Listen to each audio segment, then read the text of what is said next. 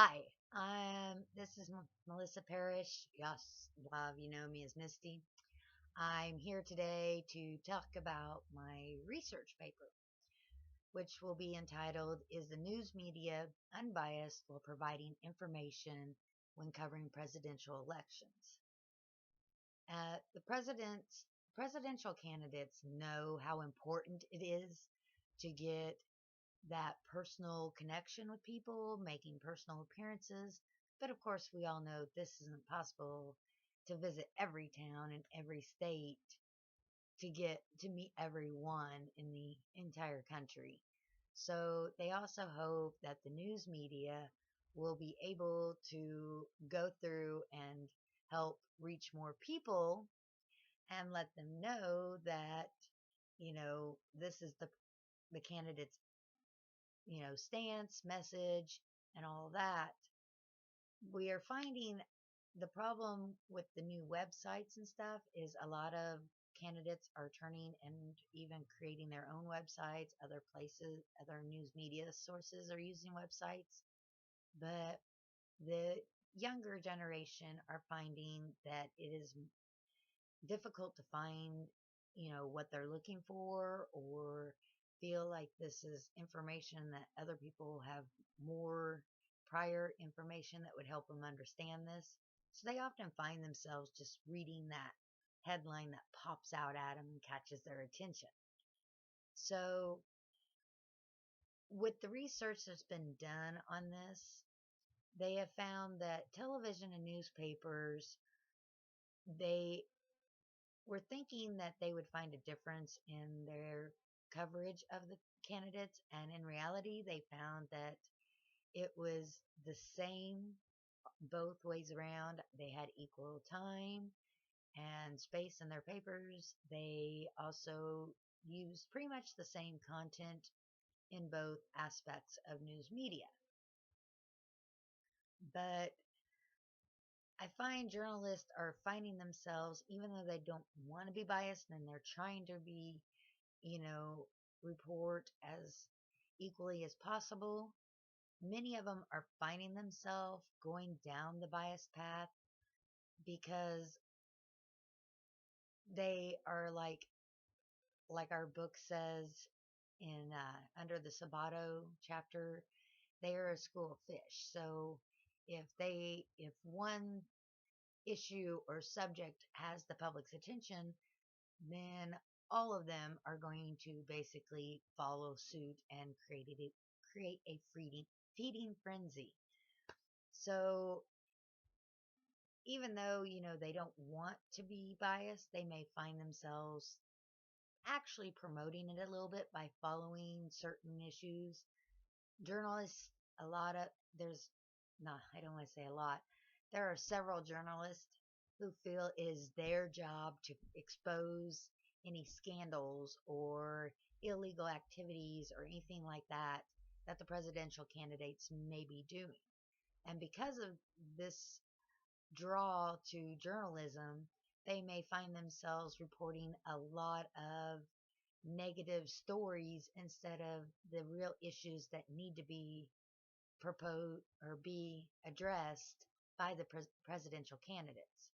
So all this that begins all this mudslinging. You have, for example, in our election right now, the 2016, you have Hillary Clinton and Donald Trump mudslinging back and forth.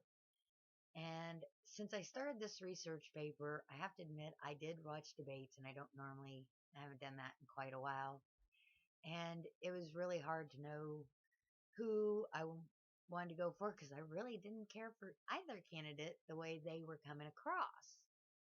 But yet, because this was an open discussion, and as far as I know, untainted by any media or whatever, it it kind of made me look at the candidates' issues a little bit more. I just wish they had addressed more issues and less scandals. It just seemed like they were constantly fighting. I plan on using several sources for my research paper to show it, but I have three examples of what I plan on using to show why I feel that a lot of media is focused more on the negative than the actual message that the candidates are delivering. Uh, for example, I mean, in the 1992 election, they focused more on Dole's age and Clinton's youth.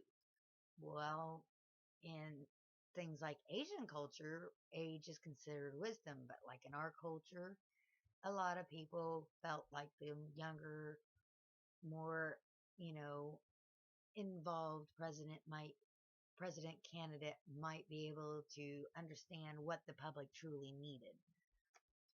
I found it very interesting because you find this throughout the history, whether it be websites, newspapers, television. Somehow you always get a lot more negative. I don't know if it's just me, but I kind of feel like there's more negativity now going on with each election. But some of the papers I plan on using, one is called Candidate Appearances in the Presidential Elections 1972 2000 by Scott Alphus and Peter F. Nardoli, Darren R. Shaw. Now, with that one, I plan on showing, this mudslinging has been going on for quite some time, but it seems to have started, a lot with the whole Nixon ordeal with Watergate, because after that was discovered, it just seemed like everyone needed to make sure they busted it. The story open, found new aspects. Another one I plan on using is the voice, substance, and cynicism of the presidential campaign media by, oh, please bear with me on these names, Marion Just, Ann Krigler, and Tammy Burr. I am hoping I am pronouncing these even close. And my third example I'm going to use is The Politics of Emotion, News Media Attention, Emotional Responses, and Participation During the 2004 U.S. Presidential Election by Kang Namkong, Timothy K.F. Fung, and Dietram A. Schufel. And I'm hoping you all enjoy my research, that do read it. I will try to post it somewhere when I finish it, because I'm hoping I do pretty good on it. And